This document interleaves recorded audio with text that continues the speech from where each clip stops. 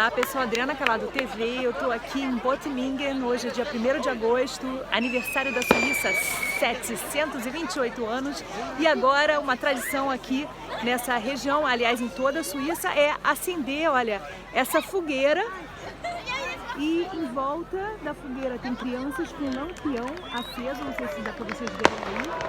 Olha, essa grande fogueira vai ser acesa com fogos, festa muito bonita aqui. Um concerto também. Todo ano acontece isso para comemorar o aniversário da Suíça. Mais tarde também vai ser cantado o hino nacional aqui. O hino nacional, e vai ter queima de fogos. Houve ontem no Rio Rhein e hoje vai ter de novo aqui, hoje que é o dia oficial mesmo, né? Vai ter de novo aqui em Bottmingen. E agora a fogueira acesa.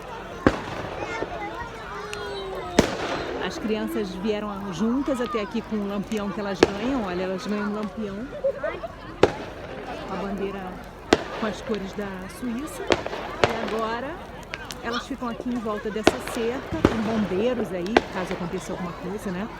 Elas ficam em volta, vendo a fogueira e iluminando aqui com um lampião. Muito forte artifício. Muitos bombeiros também, para tomar conta da segurança. É isso, interessante. É uma tradição da Suíça, em todos os lugares, todas as regiões.